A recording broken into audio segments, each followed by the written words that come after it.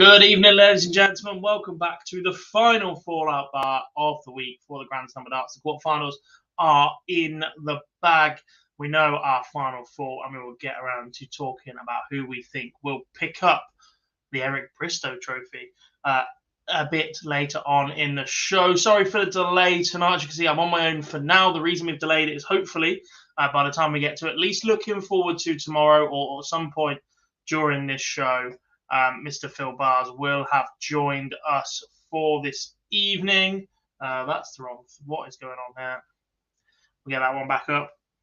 Have an echo. I'm only opening one of them. Do you have me open in two different places, Andrew? Is that what it is?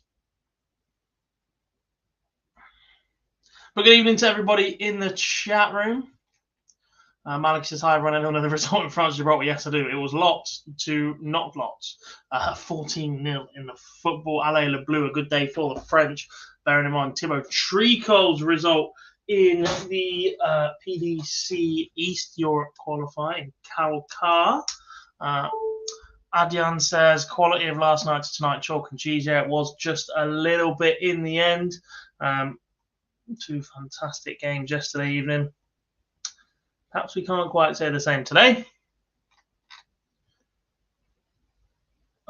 Joe's in. How we doing? James don't hear any echo. Andrew, that's what it was. See, you're that keen to see us, mate. You guys open in two different places.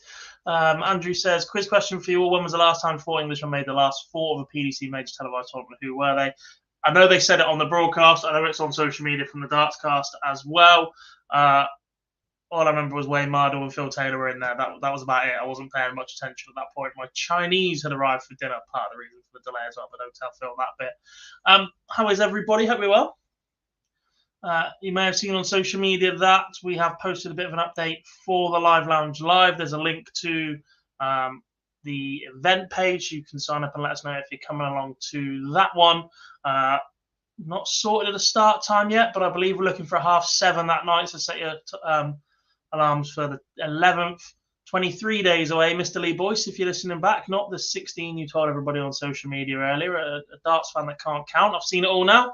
Rob's in. Sup, lad? How we doing, mate? Hope you are well. And before we do get any further, a big thanks to the Red Bit, who I've nicked his bracket from social media because the PDC have not updated their quarterfinal results one that I stole yesterday. So thanks, pal.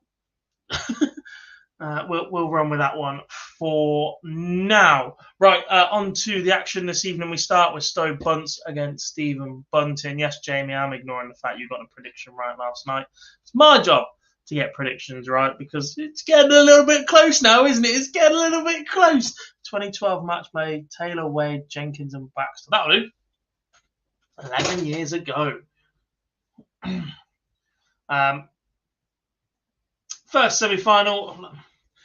Don't think anybody is massively shocked at the result or the distance. The performance to start was a little bit tepid, I think, from Stephen Bunting. He got engrossed in a little bit of a battle early on, but he seemed to just do the professional job, maintained his standard.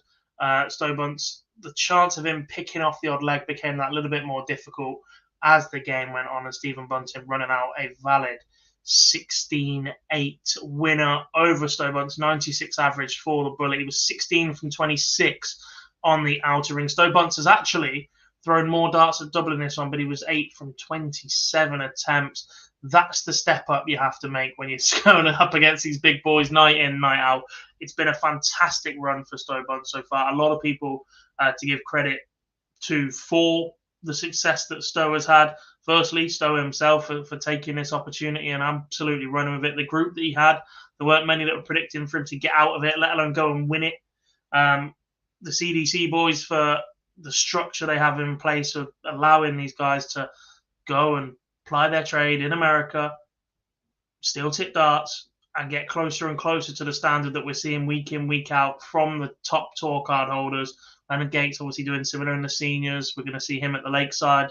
I believe he's in the Moda Super Series next week as well, amongst a couple of other guys. So, yeah, look, just a massive, massive kudos to everybody involved in North American darts right now. But Stowe in particular for getting up there, doing his job, not getting caught up with anything, not getting too engrossed in the fact that his averages haven't been the same as the other players. He's Whenever he's got a chance so far in this tournament, he's taken it up until tonight.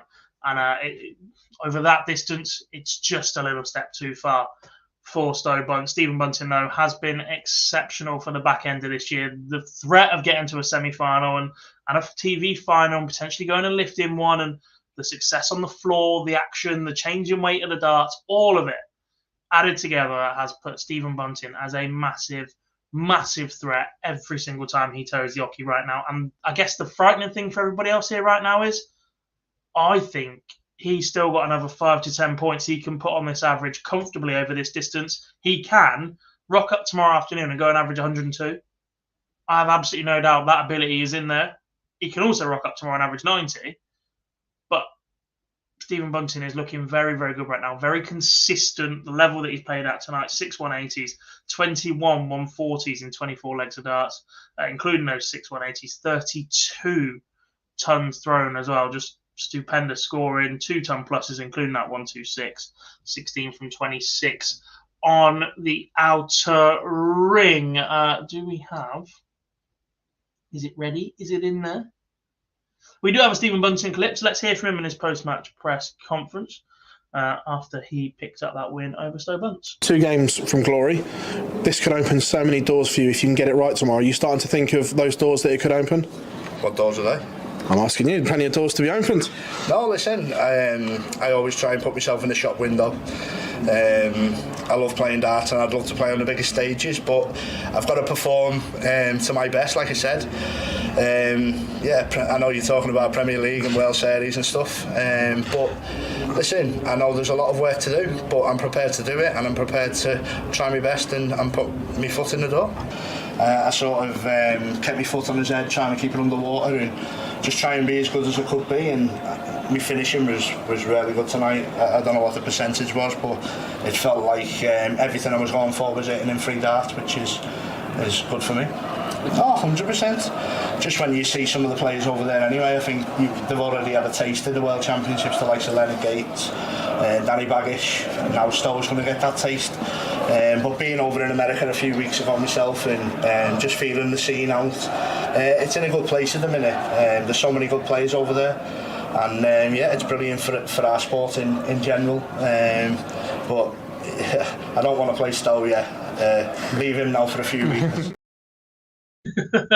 Bunting had 2 matchups with Stowe Bunt. What a piece at this moment, but he does get over the line in the one that matters, shall we say, in the quarterfinals to book his spot in the semi-finals. Jeff says Wade v Bunting still alive, Jack. It is. I'm not getting too confident just yet, because actually when we talk about predictions looking ahead to tomorrow, hopefully when I'm joined by Mr. Phil Bars, I think this might be the end of the road of the prediction, but we never know at that point. Jamie says, fair play to Bunt, played with a smile on his face, even mid-throw, refreshing. Yeah, look, the Neon Nightmare definitely did not have a nightmare at any point, is he? He's not going to go home and beat himself up about it. He's had a great experience. He's played up on a PDC stage, and I'll be back in a few weeks' time to do it all again at the Alexandra Palace. And actually, after this week's performances, don't get me wrong, over this distance, maybe it's a different story, but that first round, there are plenty of players that will want to avoid Stowe Bunt on the evidence we have seen. Let's take a quick little diversion right now, bring you up to speed in the world of darts elsewhere. We did mention that Thibaut Tricot had qualified earlier for the PDC World Darts Championship. He was one of the seeded players at the WF World Championship to take place at the Lakeside in just a couple of weeks' time. In qualifying, he has withdrawn from the WF World Championships, which now means that John Scott replaces him directly in the draw. So not only was John Scott not previously in the tournament before today, John Scott now jumps into the seeded positions. Let me just have a look at who that means he takes on. Has it been updated on here yet? It does. So John Scott now awaits the winner of Leonard Gates or Brian Corbett in the same part of the draw as Danny Lauby, Jamie Lewis, Jarno Bottenberg, Jelle Klassen, Darren Johnson, Laszlo Kadar, Edwin Tor Bjornsson, Anthony Allen, and Denny Oldekauter. Now, without being disrespectful to any of the players in that draw, that just got a little bit more open with the absence of Thibaut. The finalist last year has been mixing it up on the PDC and the Challenge Tour and various other events, the Motor Super Series this year, possibly looks an even better player than he did this time last year. Also playing with the freedom that he's not got to go and be the first to go and get a PDC Tour card. Obviously, Jacques Labra has taken that earlier on this year. Not been the best of years for Jacques, by the way. Let's not forget that. But that is the first alternative player to come in, John Scott, and jump straight into the seeded positions. Now, as I understand it, it's similar to the PDC European Tour. In order for John to get paid on a ranking basis, he must win that first game. Same with all the seeds. So not playing in the first round if they want to pick up ranking points. Then that's the case. That's madness. How that fair the seeding should just shuffle up. The issue is, and this is where it's been a big source of debate on social media today, how can he just jump straight into the seeded spots? The issue is the timing of the draw, right? And the timing of the qualifiers. And there's a chance this didn't happen at all, right? Somebody else could have won that qualified, Denny Odekauta, or I'm just trying to think who else was in it earlier today. And they wouldn't have even come across this situation. Who else could have won it? Morena Michels, maybe, Danny Janssen, Stefan Belmont, etc. So to delay the draw until the PDC have had their rest of Europe qualifiers, their East Europe and their Western Europe qualifiers, for the potential they might lose one player or two players to then change it is completely different. From a commercial point of view, they had to do the draw. They had to get that in place for players to start booking travel and accommodation and the logistical side of running a World Championship tournament.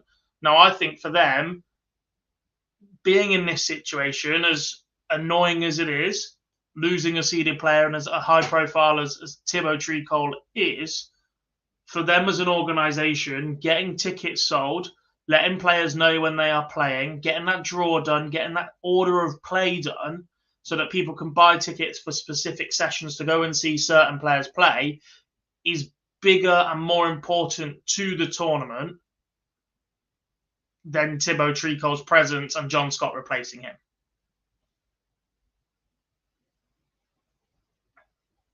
And whilst it's not ideal, when it's an option of waiting all the way up until next week to do their draw and players having to make plans at short notice and potentially missing out on hundreds, if not thousands of pounds of ticket sales and revenue because it's too late for people to book and get there and go and support players, or losing Thibaut and potentially one more player from the West Europe draw, the likes of Sebastian Białecki will take part in the PDC qualifier, having already booked his spot at the Lakeside and is in the draw to take on Scott Marsh.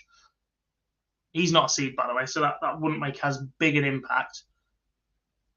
I think it's the lesser of the evils that they could have come out with. And we are now at a situation where should another player withdraw or qualify elsewhere or not be able to play, then we would see Paul Lim qualify for the Lakeside.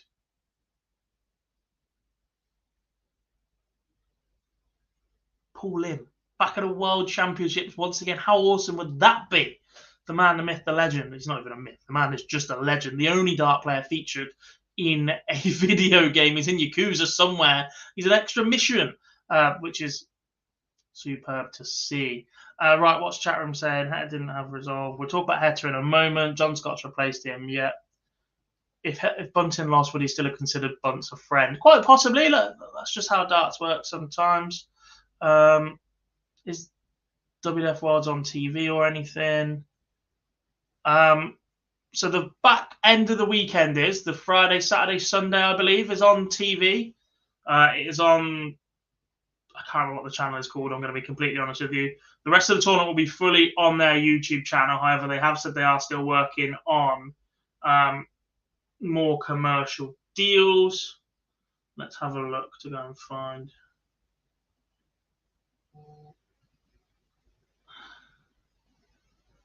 In this one,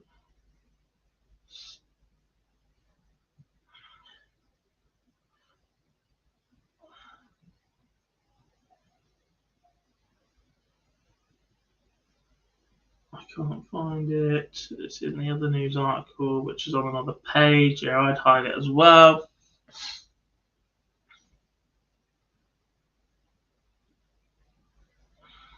That's the draw.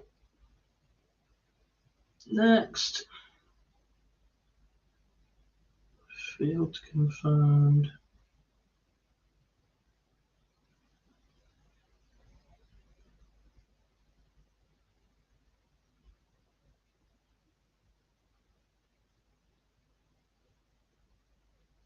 Broadcast. Here's the article. Sorry for the delay. Prize money, draw and play, schedule, playing format, broadcasting. The entire thing will be on their YouTube channel. Anyone with an internet connection can see all 9 days of action for free. The tournament will also be available on AOZAP TV, which is Sky Channel 186 in the UK, as well as Fubo TV and Swerve Sports in the USA. The final 3 days of the tournament, encompassing the quarterfinals, semi-finals, and finals, will be broadcast on further outlets, and it's hoped we're going to be able to confirm these deals in the coming weeks. So there is still hope that the final 3 days, the Friday, Saturday, Sunday, will be broadcast on a bigger or major TV network within the UK and around the world. But as I said, it's on AOZAP TV, which is Sky Channel 186 in the UK, Fubo TV and Swerve Sports in the USA, or via the WTF YouTube channel. Right, let's look at the second semi-final then, and up until 6 apiece, this really was a bit of a nip and tuck encounter. Neither player really at their brilliant best throughout, but they just kept pinching legs off each other, setting it up beautifully, and then it all goes wrong, doesn't it? Damon Hatter unable to lay a glove on Rob Cross for the next 10 legs in a row. Rob Cross absolutely brilliant, doing the whole arm's length analogy once again, got out in front and just kept Damon Hatter down, unable to do anything about it, really. It was a solid job from Rob Cross. He's looked steady once again. He says he didn't feel great, says he didn't play great. He's averaged 98, he's 45% on the doubles, banged in 4 maximums, scored okay, although only really won the 140 encounter against Damo. 1 ton plus checkout in there, but I don't know what more Bobby Cross wants. It's a best of 31 that he's come out and won comfortably. He's got energy in the tank, considering he's playing without the rest day that James Wade and Luke Humphries will have heading into tomorrow's semi-finals. Now, whilst that might not affect their semi-finals, it certainly might affect their performance later on in the final, having that additional day of rest already. Rob Cross, job done, conserved energy, solid from him. As for Damon Hatter, a 5th PDC quarter-final he has reached on the telly in a singles format, not including the World Cup, and he has lost all 5 now. It sort of just fell apart for him, didn't it? That final TV ad break was the one where he stayed up on stage. You could see him shaking his head, just trying to find a bit of rhythm, and he just could not make the darts go where he wanted them to go, could he? That's basically the long and short of it. Had to just not able to respond the minute it started going badly for him. There was no change of gear, no change of pace, no change of outcome for him, and Rob Cross books his spot in the semi-finals. The man who has previously won the UK Open and the European Championships, where we know they play 3 events on that final day. Obviously, these are a little bit longer, but there is only 2 of them. Is he in the best position to go and lift the Eric Bristow Trophy? Matthew just had someone said, yeah, that was strange, and it's permanent. Brave. Very, very brave. Nell says, think Wade will slow Luke down. Tactics, possibly. We'll discuss that in a few moments. Just see how far away Mr. Bars is. Uncharted territory for Harry. Long format for Damon Hatter as well. Wins in the past at the match play, etc. But just an extra step here. A little bit far. Andrew says Rob was very good. I thought he and Wade always moan when they win. Low, typical. Nobody ever comes off stage and says they played well. Apart from Stephen Bunting tonight, I thought he was pretty biased in his opinion. He knows he can play better. He knows Stowe could play a bit better, but yeah, you're never going to see it outright in that way. Didn't really get Hetter's walk-on today, me neither. It was the same one that he did earlier on in the week. Obviously, the fact it was been joint walk-ons meant we've only seen that twice from him. I'm not sure if it is relevant to Wolverhampton as an area.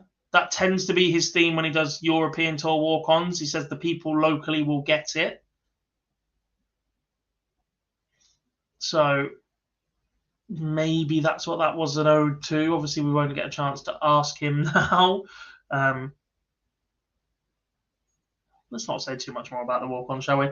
Nels had a loss alone with his walk-on. Maybe, but he's done it enough so far. So, yeah. James says, when is the WWF World Championships? It starts next week, doesn't it? It's a week after.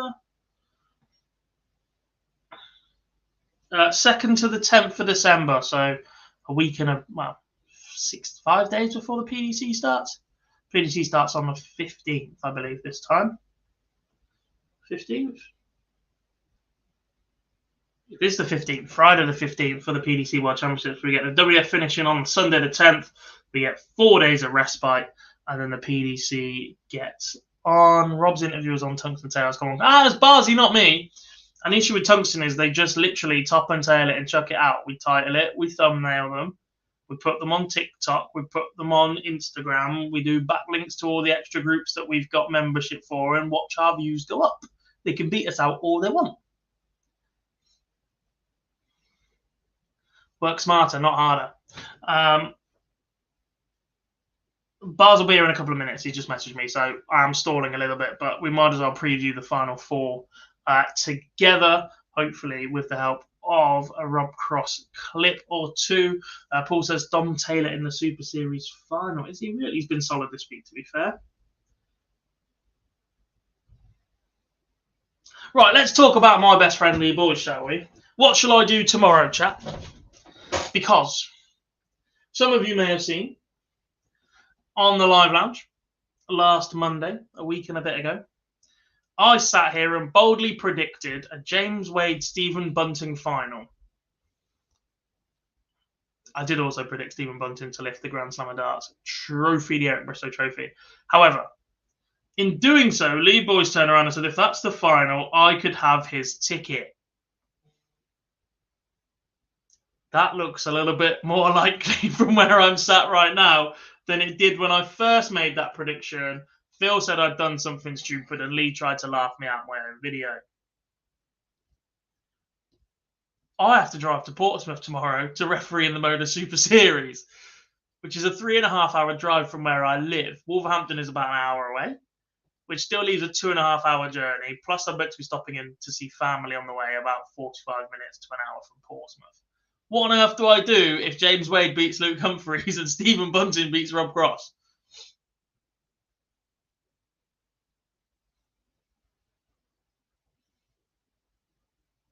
Shall I make a trade? Shall I tell him he's got to get me something else? What's an appropriate trade for a prize of final tickets for the Grand Slam of Darts?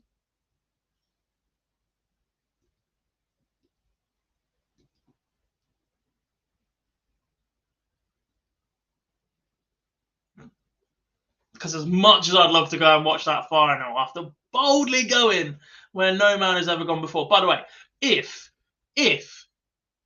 any of the pundits tomorrow night or tomorrow afternoon, or the commentators or anything, if tomorrow's final is James Wade versus Stephen Bunting, sit there and go, let's be honest, who on earth predicted this as a final? Get on them.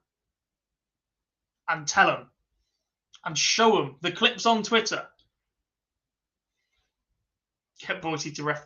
The problem is Boise can't count because he told us it was 16 days away from our live lounge at the Prince of Wales in Ilkeston. Mentioned that a little bit earlier on.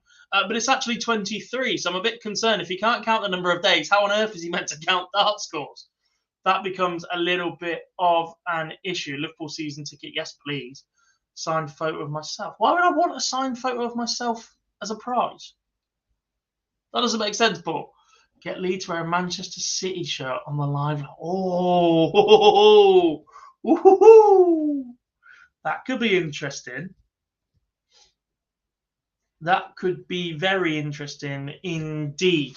Right, I'm going to run a very quick ad break. I appreciate this is the Fallout bar, but it's the best way for me to transition into setting up so that Phil can join us on screen. So let me just ping a quick 30-second one and we're back on the other side of this one.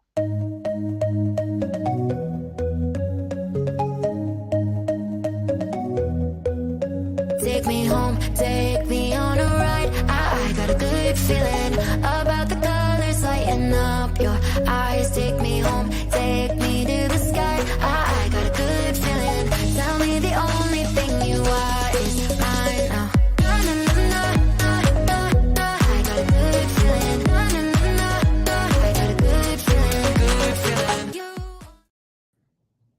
There we have it. Welcome to Mr. Phil Bars. Quickly, before he does say hello, if you do fancy an exhibition or a night at the darts and you can't get to a PDC event, do check out Dart Shop TV for all of the best exhibitions up and down the country. 5 still to go between now and the end of the year, and the 2024 calendar will be dropping in a number of days of events being added all of the time. However, Philip! Good evening, everyone. How are we?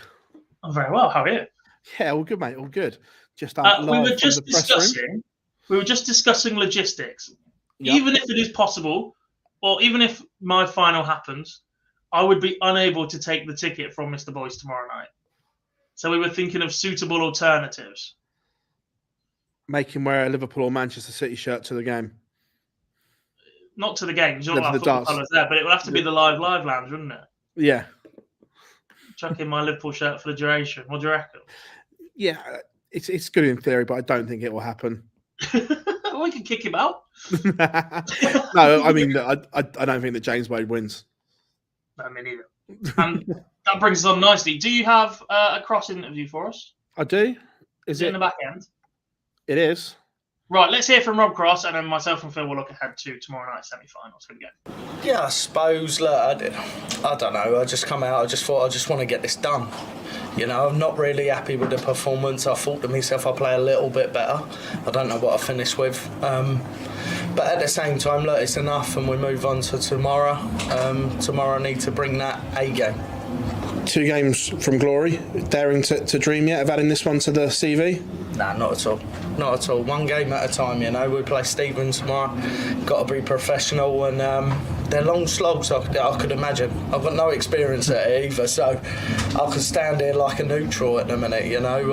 Going to be a long day, but at the same time, if I play well, I've got every chance to lift it at the end, but just 1 game at a time. Everyone's saying it's you and Luke Humphries on a collision course for the final. You two are the form horses in these semi-finals. Would you agree with that you are the form guys? Look, darts is weird and wonderful. How many times have we ever looked at anything in a draw, wherever, Worlds, whatever? People lose. And look, that's the game. That's why the fans love it so much. That's why everyone loves it so much. You can go in there 5-1 on, but don't mean that you're going to win, you know? These boys have spent far too much time watching football interviews where they don't tell us anything, have they? I think they may have had some training recently. All of them? Not all of them, but some of them have, you can tell. Yeah. They give stuff away every now and then. You know they're all itching to say it. Everybody's itching to say it. It's in our nature. People want to talk. Yeah. How are we doing, Anthony? Hope you are good, buddy. Been good chatting to you on Messenger as always the last couple of days. No friend. Oh. Anyway, Phil, semi-final time coming up. Yep. Your initial reaction from the tournament as a whole from Wolverhampton. Now, you've been there every day. Obviously, it's remaining at the Aldersley or the WV Active, as they've made a big deal of telling us that the naming rights have changed this year. Won't be returning to the Civic. Just let us know what it's been like being on the ground. Strange. There's been some good days. There's been some bad days. There's been some good games. There's been some poor games. The general consensus, like listening to the players and everything as well, people don't like the way the tournament is structured. That switch from the groups to the knockout format, everyone is of the same opinion. It needs to change. And we were chatting to Dave Allen about it and how this came about. And he was like, look, back in the day when this tournament was produced, that was the brief that Tommy Cox was given at the time for the tournament, that, as I know it's your bugbear, but the seeds had to be protected. And it's just something that hasn't changed. Is that something, if that was the initial brief, the way you said it there, does that mean it's something they are potentially looking into? Because there's a lot of just anomalies with the tournament now, isn't there? Like, yeah, there's plenty of subtle changes that could take this from a very good tournament to an exceptional tournament, or from a good tournament to an exceptional tournament, like the seeding of the pots in the draw, the seeding of players into each pot, or depending on your qualification route. Yeah, no, where you protect your seeds, if they're just 8 into the groups, if it's in the bracket afterwards and you redraw after you've qualified, or whatever else that comes with it. I also, the more and more I look at it, don't like the fact the quarters, the semi and the final are all the same length. There should be a slight progression in there for me. The jump from best of 9s to best of 19 is quite severe. And then to 31 is quite severe as well. I wouldn't be against seeing a a 12s in the quarters, a 14 in the semis, and a 16 in the final. If they were to bunch up the 4 quarters onto the same night, I think 4 best of, would that be 23s, would be possible on the same night. And then we could get the semis on a night and the final as a standalone. So we're not having the issue of players being shattered come the end of tomorrow night. It is, but the issue is, will players take a percentage drop in prize money for losing a session? Because that's a lot of revenue to replace. Yeah. Yeah, but you wouldn't lose a session. You'd lose a Sunday afternoon because the semi-finals wouldn't be there. Yeah. Which is a sellout. This whole weekend is a complete sellout. So when you take ticket money, merch money, bar revenue, that's a lot of money to try and replace. They could have dropped it, and they could have dropped the session and just kept it as it was instead of upping the prize money this year like they have without letting anybody know. That would have been smoother. Yeah, right. We've got more money, but actually we'll just use it to fund a day off.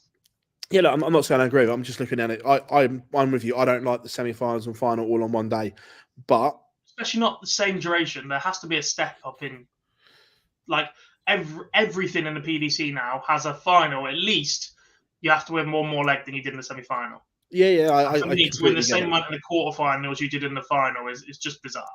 Yeah, no, look, I get it, but yeah, the tournament as a whole, B+ at the moment. It's not quite off the board. We've had some great content, but on the board overall, I've not been sold completely. There's been some magical moments which have maybe papered over some of the cracks. Is that not standard for a tournament? You're never going to get a perfect session every time or an unbelievable game. Yeah, no, possibly, but I don't know. It just hasn't quite caught light for me. Like I say, Gary and Luke were, obviously Luke's still in, but they were for me by far the best 2 players in the tournament. They were the real standouts already. Luke for me is the best player in the world right now. Interesting you don't say Gezi there. We had a conversation earlier in the week about who is the best player in the world. The chat room seemed to be swayed between Luke and Gezi. Admittedly, after Luke said he thought it was Gezi himself, 110 plus averages in the group stages, then runs into Gary Anderson in the knockouts without a major title right now to his name is Gerwyn Price. That's my issue. In terms of titles for him, is he still in the conversation as best in the world if you're not winning? He's in the conversation, but I'd put him just below Luke right now. Luke winning the Grand Prix and doing what he's done here. He's not averaged under a ton yet in the whole tournament. So I know, look, form's short term and that, but for me right now, Luke is the best player in the world, in my opinion. Indeed. Does that then, moving on swiftly, nice little segue, does that tell us that you're backing Mr. Humphries to win the first semi-final tomorrow afternoon? Everything is telling me Luke Humphries win. Every stat I look at is telling me Luke Humphries should win. However, there's a 4-letter word in there that Luke could average a ton tomorrow and Wade could average 90 and he'd find a way to win. But look, yeah, I am going for a Luke win, but it's just beware. Don't overlook it. If James gives Luke the same chances that he gave Josh Rock, Luke is not going to pass them up. Yeah. The Wade scoring has been the issue the whole tournament, that he's kind of got away with it. The scoring phase of his game isn't there. Yeah. The finishing has been unbelievable. However, when you're playing Luke Humphries, you're going to have to find 2 treble visits on a regular basis, and I'm not convinced right now that element of James's game is there. Yeah, as much as I'm laughing and joking and saying, look how close my prediction is, the worry tomorrow is the scoring of Luke Humphries. It doesn't feel like, I mean, he's played Josh Rock, Chris Dobie. Both are capable scorers, but I don't think they're scoring anywhere near the level that Luke Humphries is right now. And the finishing so far has been enough for James Wade to bridge that gap between just how far behind he is in the scoring. The back end of the Josh Rock game, the scoring completely disappeared. If he has a 5-leg spell where the scoring completely disappears against Luke Humphries, he'll never see him again. No, He's exactly. completely out of sight. And the finishing has been exceptional from James Wade. It has been quality. There were moments in the start of the tournament where I thought, actually, here we go. His 140 hitting is back from James. Banging a few 180s when he's needed it. But if that disappears at any moment tomorrow, you have to be wary of just how capable Luke Humphries is, right? Oh, look, if the scoring goes, Luke could reel off a session 5-0, 5-0, and he could be 10-0 down in the blink of an eye. Yeah. If he doesn't score. If the Luke that we have seen for the 3 Greek games and the 2 games in the knockout stage, if that Luke turns up, it could be very one-sided like today's games were. It could indeed. Paul's in, he says, evening all. Wadey's still standing. Wade knows his scoring is not the best. He does. And I think that comes with its own pressure, though, doesn't it? Like, that puts an added pressure on his finishing. Exactly that. An added pressure on those ton-plus checkouts, which he's so good at. And the other players are so scared of leaving them. But I just think Luke is going to give himself so many opportunities before James has a crack at these long-range shots that it might be a bit of an issue. Nell says that Wade will slow him up. That's how Snakebite beat Luke at the Euros, outscored it.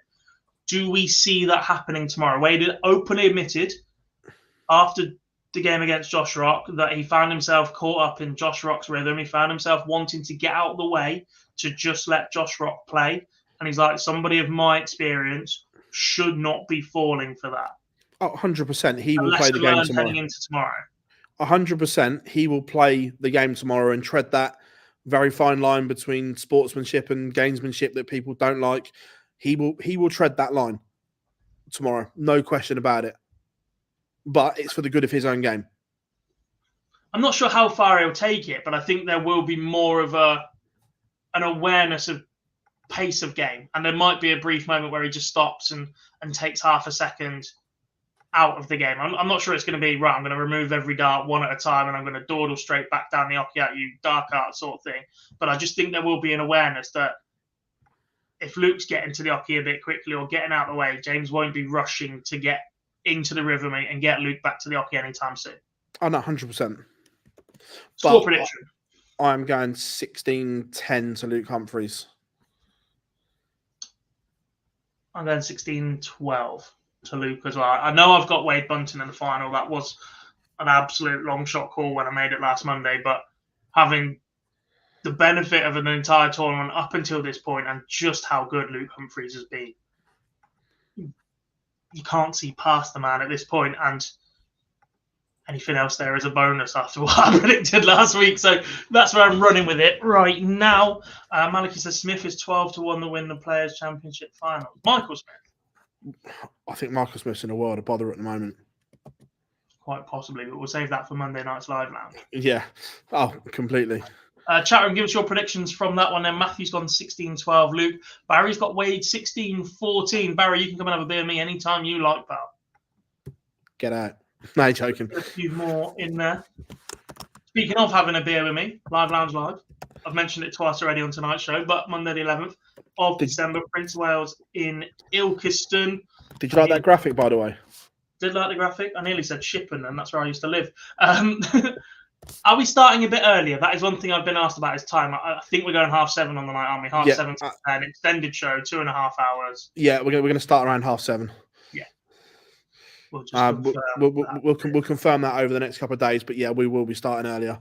Yeah, just to make sure we get everybody in. We're planning on lots of people being there, lots of guests, lots of people to hear from. The World Championship preview show, the WDF World Championship review show. We've got 2 entire World Championships to dissect on the night, plus guests, plus being live in person. How many pints can I get through in 2.5 hours? Woohoo! How fun is this going to be? Chat room predictions carrying on. Maliki's got 16-11 to Luke Humphries.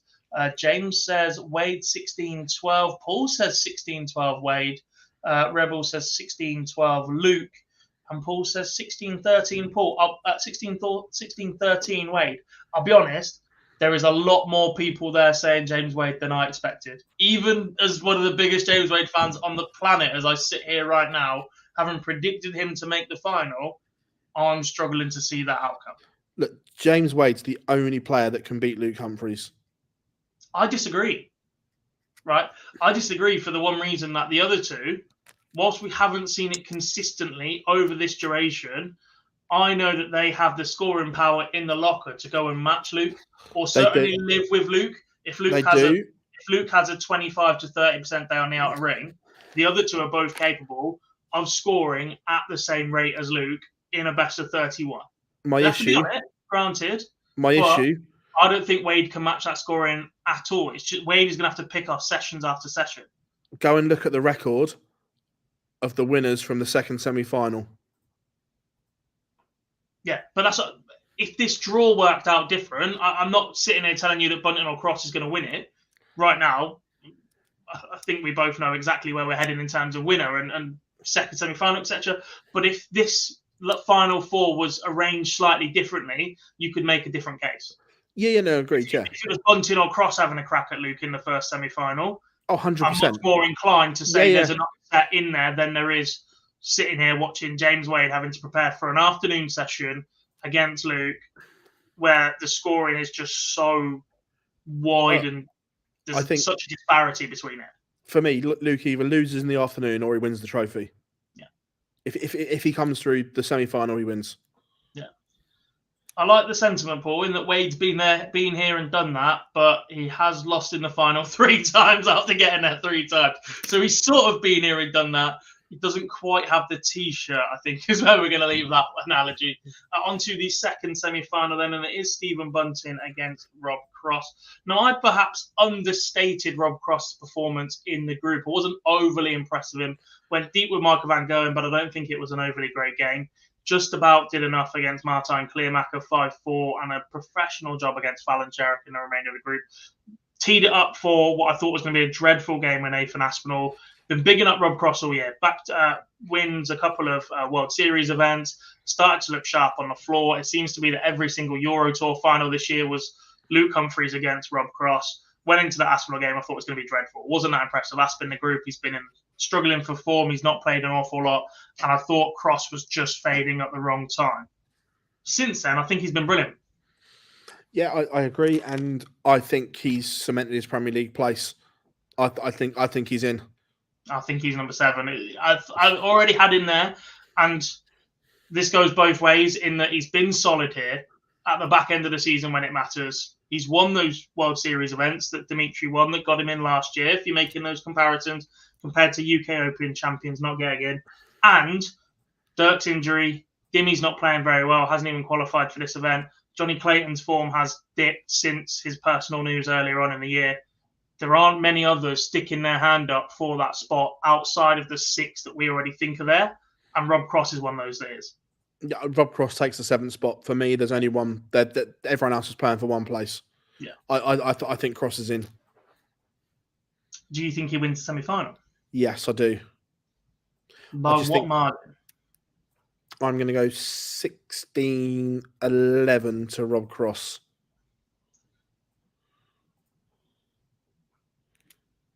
Right. I'm going to go... See, I'm going the other way in this one. I think Rob Cross has been brilliant. I think he's been exceptional. And like I said, I think he's all those things. I think he's 7th in the Premier League. I think he's set up really nicely. I'm a little bit concerned he overthinks preparation for tomorrow. Don't get me wrong, he's been there and done that in long events. He's done the European Championships. He's done the UK Open, where you play multiple times in the same day. But it's been such a big point made in his last 2 post-match interviews up on stage that I think he might get it slightly wrong. We know that Rob Cross likes to practice. There's a big game in front of him for him to get that right. Plus then to get through his first semi-final in a long time to reach another TV final. He's more than capable of rocking up tomorrow and winning this tournament with his B game, right? He is one of the only players in the world that can go and win major titles by not playing well. We've seen that in the past. But I also think that Bunting is just brewing nicely now. He was a little bit tepid at the start of the game against Stowe Bunce tonight. Wasn't brilliant against Danny Noppert. Pace wasn't really there for him. But I've been so impressed with Stephen Bunting for the last few months. The change in weight of the darts, he's got so much more control over them right now. And if he finds the first dart in the treble from the start tomorrow, I think he has a real crack at Rob Cross. And I think he comes home with a win in that one. Like, don't get me wrong, Cross has been brilliant. And if he slows the game right down as he's capable of and takes the rhythm out of Stephen Bunting, he's probably favourite. But I think there's an upset in there tomorrow for Stephen Bunting, and he goes on to make his first final in a long, long time. Oh, no, 100% he can. I just think Cross will get it right. I'm worried about his prep for the final. Again, he's already talking about that, and they're already asking about that. And is that a worry that not subliminal or subtle messaging from those involved in the broadcast, but actually they weren't asking that to anybody else. There's a reason for that. The same as the last two runners-up was my exact same worry. And that goes back to our initial point about this tournament as a whole. 2 semi-finals and a final in the same day, albeit across 2 different sessions, is not conducive to high performance. No. I agree. Way to put that. Some predictions from the chat rooms. We start with Matthew, who says Bunting 16-14. Paul says Lucas side, does the winner get a place in the Premier League? I'd say yeah, at this point. One of them, Cross, I think, is already in. If he win it, it would be 100%. Yep. The other two put themselves in talking. I'm still not convinced they'd be in if a more fashionable player won the Players' Championship, shall we say? As if the Premier League was picked on Monday, does Wade or Bunting go in if they win it? Yes. Yes, but I think because they're more fashionable than Andrew Gilding and Danny Noppert, who are your other 2 options at that point up until this point in the season. Yeah, I think that they if one of them to win it, they put an asterisk next to the name on the list. But I think that things would be held open for a potential Players' Championship win, or if a Josh Rock got to a World semi-final or something like that. You think he's in the conversation? I think he's put himself back on the map with his performances this week. If he backs it up and goes to a semi-final with the Players' Championship and then a semi-final of the Worlds, I 100% think he would be talked about. I'm not saying he gets in, but he is in that conversation because of his age, the way he looks, the way he plays, and everything like that. I'm not against him. I'm just using Josh as a reference, by the way. Given the way he started the year and the fact that the Grand Slam was his first win on TV all year, I think chucking him in this early, I still think there's a lot of learning to do with Josh. I reasons to why Luke was left out last year. I agree. Humphries wasn't ready last year. Josh Rock is definitely not ready for the Premier League for me. Joe Cullen might be a better example then. Say Joe Cullen gets to a Minehead semi-final and a World quarter-final semi-final. He might be a better example, but I think that more fashionable player than, and I'm not being horrible to Bunting or Wade because they're fabulous players, but they tick the fabulous players on the hockey. It's the other bits they don't tick, which perhaps there isn't a media request in the world I've ever seen Stephen Bunting turn down. No, he doesn't turn it down, but also he doesn't say a lot. Does that make sense? He can speak for England, but there's no substance to some of it. And I'm not saying they'd be bad picks, but if you can shoehorn a younger player in that gets you in front of another generation, your Cullens and people like that, then that's something they'll look at. The same as they did Dimitri. The fact that Dimitri was young, looks fresh, can speak 5 languages, that ticks a lot of boxes. Barely speak 5, but struggle to speak English at times. Right, let's go through the rest of the predictions. We'll carry on that Premier League discussion in a minute, actually, because, so where do we get to? James says Cross 16-8. Barry says Bunting 16-14. James also says, but would love Bunting to win, so he's gone head over heart in that one. Paul says, love to see Bunting do it after a brilliant year, but Cross for me 16-8. Maliki says 16-11 to Rob Cross. James says Cross to beat Bunting. And the rest is Premier League discussions. Right, as you said, we think Rob Cross is pretty much there now. That makes 7. Michael Smith, Peter Wright, Michael Van Gerwen, Luke Humphries, Gerwin Price, Nathan Aspinall, Rob Cross. Who's the 8th right now? Because, as I said, Johnny Clayton's form has suffered massively since he had incredibly upsetting personal news earlier in the year. Dirk van Dijvenbode's chances of making that Premier League have just fallen off a cliff with that shoulder injury he's currently going through. Even if he manages to go and win something, that shoulder and arm needs rest. Yeah, Gary Anderson is possibly playing the best darts out of anybody outside that 7 right now, but doesn't want it. Gary's the one that if I'm in the decision-making plan, I go to him and say, look, what do you want to play in the Premier League? I know that may not be right, but I'd be saying, look, what do you want to play? My concern with that is he is in such a good place right now. And this Gary Anderson is so good for darts. Do you run the risk of draining that out of him for one more Premier League campaign when you have other options there and he can stay fresh for another couple of years on the rest of the tour doing what he's doing? Don't get me wrong, there aren't outstanding picks right now. Obviously, if Wade or Bunting go on and win this, they put their hand right up. Gilding's won a major this year. And then you're looking at the outsiders, Damon Hetter's up to 10th in the world right now, made another quarter final. If he has a decent back end of the year, he might just be that person. The walk-ons might be having an effect elsewhere. Dave Chisnall, is he the man you go back to? Possibly not. Joe Collins not had the greatest year. Then you're going down a little bit. Ryan Searle, Ross Smith, Chris Dobie. There are options there. I don't think it's as hotly contested as it was last year. No. I don't think there'd be massive outrage at the moment if one player was to get in. No, I agree. But also, look, I agree with your point on Gary that he doesn't need it, and he is in such a. But this tournament has shown he is still box office, absolute box office. That game against Luke Humphries was just incredible. The finishing, the tops that he pulled out for the 1-3-1. Look, does he need to play? No. Does he want to play? No. Does everyone in the world want him to play? Abso-freaking-lutely. Everybody in the world wants to see Gary Anderson 2016, 2017, 2018, where he wanted to be their week in, week out play. My worry is that if they go and do this and ask the question and present it, because let's be honest, we know he's going to make a quarterfinal at the World Championships because it's just what he does at Alexandra Palace. His record there is outstanding, possibly the best of any modern player we've ever seen. Even outside of the 2 wins and the 2 finals that he's been to, his all-round record there is truly staggering. Do you run the risk of pushing that Gary Anderson away where he is just so content? He says he's here to wind people up and annoy people. But actually, he's annoying nobody right now, and nobody's annoyed at Gary. It is beautiful right now to just see him get on there, get up and do the work. People are going, oh, Gary's back and having that whisper. He's got a great balance at home. He's been talking about that a while. His Lakes are managing himself. The kids are at school now, so there's less pressure there. Like, he is in such a good place. He's back playing the Euro Tour.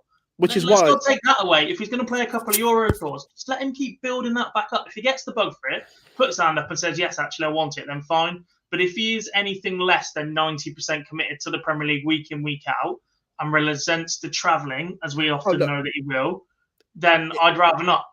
It won't happen. He won't get him. But from a promotional point of view, I want him in. But I don't think so. Right now, if you had a gun to my head, who do I think is the 8th pick right now?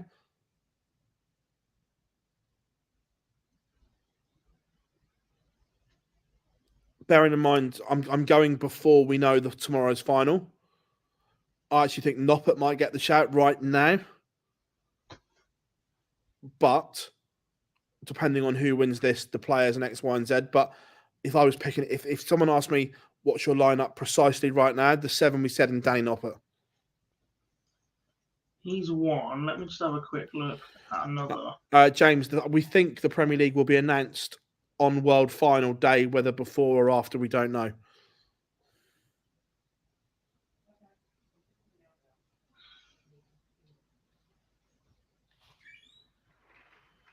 The only other one I think I'm going to chuck into contention somehow still,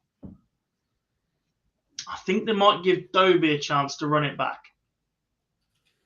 I wouldn't be against that. I know his ranking hasn't climbed massively, but I think he's got the look that that they want, the age and the way that he plays. And actually, he has been pretty consistent this year. Second round of the Grand Slam, granted. Quarterfinals of the Euros, quarterfinals of the Grand Prix, quarterfinals of the Match Play, 5th round UK Open. Obviously, won that Masters that got him in anyway, and a quarterfinal at the last Worlds. If he goes and has a run to the quarterfinals of the Players and beyond, and a half-decent Worlds, I think he might be the other name in the hat. Yeah, look, I wouldn't be against it. So I think that last spot is going to be really tricky. I genuinely do. And right now, is there a standout? No. So look, it might just be complete preference on that last one at the moment. Yeah. Indeed. David says, I still think they'll go Johnny. It depends if Johnny can find some form towards the back end of the year. There is a recency bias in the selection. I won't hear anything against it. People that were in form in February and March do not have the same chance of making the Premier League as players that were in form in October and November. No, absolutely not. For me, yeah, I'm all up for a Danny Noppert finally getting a chance, to be fair. Rank outside if Luke Littler was somehow to make a world semi-final, I reckon he'd be in. Again, the concern would be, is he ready? If Luke Humphries wasn't ready last year, as composed and as confident as Luke Littler is, if he goes and picks up the World Youth Championship and makes a world semi-final, he'd certainly jump straight into that conversation. But I'd have to be very, very careful with safeguarding and stuff around somebody so young, I think. And just making sure everything is there in the right position, because the rush for the 1 year of commercial benefit that might generate is not worth ruining somebody's career at that age. I'm not sure if there's a safeguarding issue even in playing at the Worlds. That should there be a separate practice room, X, Y, and Z? Potentially. We know that the sponsors aren't going to badge anybody under the age of 25. But did Gob say I'm warming to James Wade? I did. To be fair, I've never questioned his ability. And I haven't. I never said you have, but there's definitely there's less hostility in the interviews between both of you from what I've seen so far, I think. It's been all right. Yeah, there's that. You said you like the walk on. It definitely suited and it works. Oh, 100. The walk on There's an image change gone on with James Wade recently. Don't get me wrong. He does and can still have the ability to just flick a switch and be somebody different. Oh, completely. The bit we had to edit out of the Dortmund interview shows that. Yeah, but I'm still firmly on his side in that a lot of that is completely out of his control, and not enough is made of that fact, in my opinion. It doesn't make him any easier to work with at times, but there needs to be more of an allowance made. But actually, there seems to be a real added drive from him to just try and be that little bit nicer almost. Yeah. Like I said, I've never ever questioned his ability. And when we have this chat of the greatest of all time, X, Y, and Z, as I've said to you, I could genuinely make a case for him being in the top 5 in the world, without the top 5 ever, without winning a world title. Oh, he's in the top 10, without doubt. I could genuinely make a case of him being in the top 5. I'm not saying he is, but I could put a damn good argument for him being in the top 5 without ever winning a world title. Yeah. Is the thing.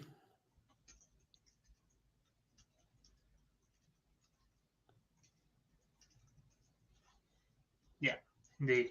Right, I think that's a good place to leave it. We've waffled for an hour for the Fallout Bar, but obviously you've got plenty of time to listen back to it. Really an hour. See, this is what happens when I come on.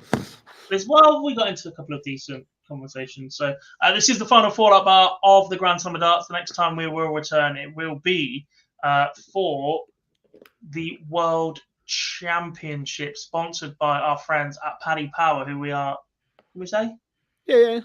We are delighted to be working with throughout the duration of the PDC World Darts Championship, which means I could say even more ludicrous stuff at the end of each session, if that's anything to go by, as if I needed a license to do that, sat here every evening at the end of play. So we really are looking forward to that one, which also means the Live Lounge may include some green in a few places. I suppose the only disappointment with the Live Lounge is you might not see a lot of me on screen. Did you say disappointment? Well, for some people. But anyway, a big thank you to everybody that has joined us throughout. Enjoy the final day of action from Wolverhampton. We'll be back as a channel on Monday evening. Whether or not I'm there is a different matter. We'll discuss that over the next couple of days. As I will be down in Portsmouth for this Moda Super Series. We'll be back for the Live Lounge on Monday night. Phil, Lee, and potentially me. We'll leave it at that one. Thank you very much for tuning in. We really do appreciate it, and we will see you all very, very soon.